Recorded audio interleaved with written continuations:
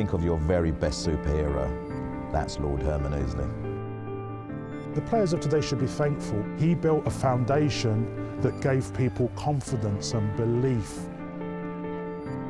A time when this country, I believe, was failing black people, there he was. Herman has allowed black players to flourish.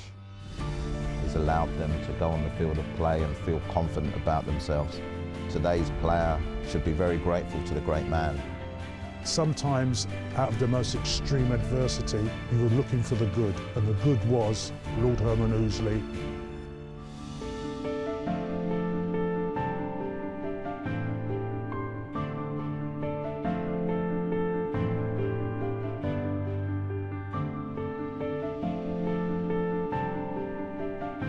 One word to sum up Lord Ouseley: fearless, integrity, captivating, distinguished, pioneering, inspirational, commitment, courageous, driven.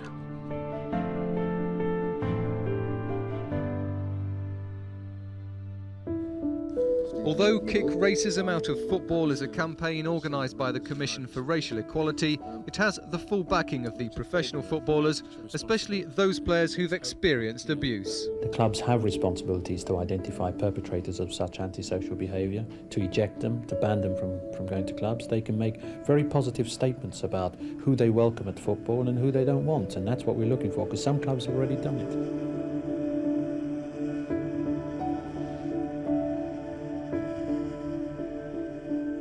In creating Let's Kick Racism Out of Football, we started to create a movement, to challenge discrimination. We'd never seen that before. It was just allowed. Herman's contribution was the manner in which he was prepared to stand up to English football. English football at that juncture was in denial about the issues of racism.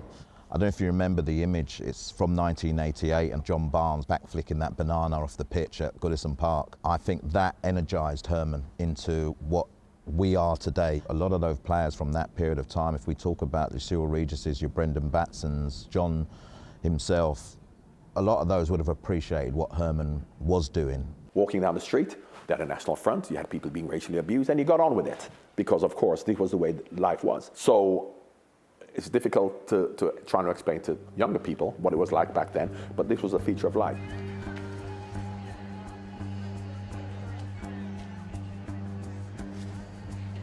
Racism at that time wasn't perhaps as it is today. It's a bit more covert today. It's a bit, underground, or whatever you want to call it. It was more vocal. We had dog put through our post box and National Front. It was quite. It was televised. You could see it. Black this, like go back to your own country. And I didn't.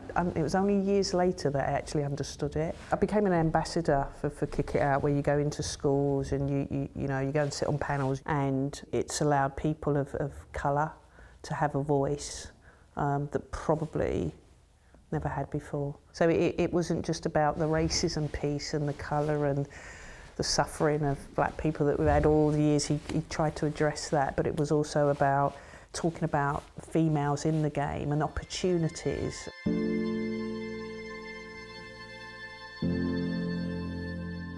I missed a lot of my dad growing up, and I said it to my mum a lot, like, why is Dad never here? I wake up to go to school, he's already gone. I go to bed at night, he's not home. That was his dedication. Every hour he had, every minute of every day, he done everything he could.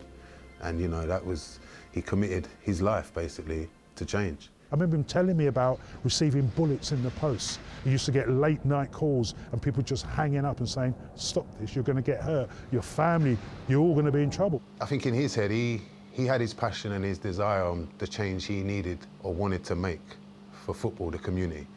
But he wouldn't address it with me, I was too young. It was there, it was part of life, it was part of society. Herman, literally, he was a volunteer. This took over his whole world. But what he'd done, he used his power and influence to drive change. A lot of people have a lot of power and influence, but don't use it wisely, judiciously and constructively. Kick It Out, really, for many years, it only had 6 staff. So he was a visionary, but his character is like a tornado, but with great leadership, presence, and articulation and use of the English language. The one thing about Herman, he left no stone unturned, but his speeches were, you wouldn't talk during his speech. The commissioners made a decision that the CRE would no longer be supporting Kick It Out, and it would no longer be involved in Kick It Out. Well, he knew why he told me what that decision was, because he knew I would hit the roof. And boy, did I hit the roof. This guy aimed for shafting. Absolutely. He didn't care who he upset, because he was talking facts and truth, and people needed to hear it. And yeah, I love that about him. I always use the analogy of Martin Luther King and Malcolm X. They both wanted the same things, but of course, one did it not as simply as just non-violently, but non-combatively, and the other did it by trying to get people on side. So if I had to say who he was, he would have been more Martin Luther King than Malcolm X.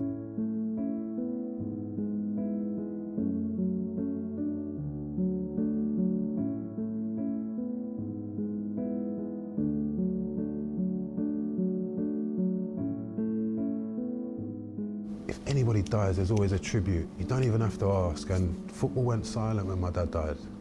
Football went silent, and it took a few people to actually make noise for football to come out. And as much as that hurt, it was disappointing, they come out in the end and they made it right. But it did hurt to realise that football went quiet. When he passed away, I was really shocked that the world of football, and the players weren't wearing black armbands. It disappointed me massively that it didn't happen, although since there have been some elements of recognition. For that not to happen, that for me was the biggest point where football could say thank you.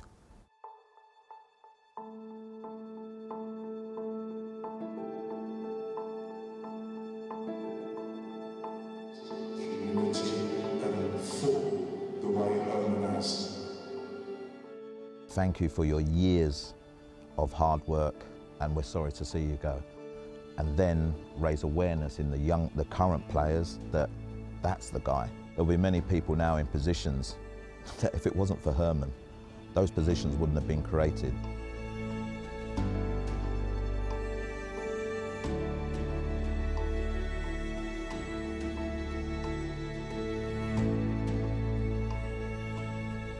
Of course I know who John Barnes is. Liverpool. Can you see what's happening in the picture, that what he's basically kicking He's away kicking a banana? a banana. It can't happen now, I think. Fans are getting cautioned more. I think the good thing they did was banning people, lifetime bans if they do this.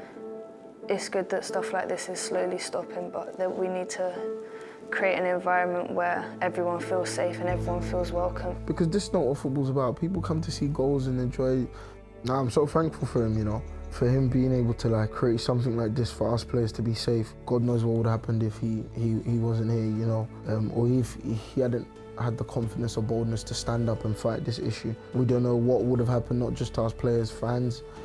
So yes, he was honestly a blessing in our lives, even though we know him and we don't know him, and for the players to come. It's important that we're all educated, the new generation, especially these days with the way social media is set up now. We just need to do more to just educate children and stuff like that for the future.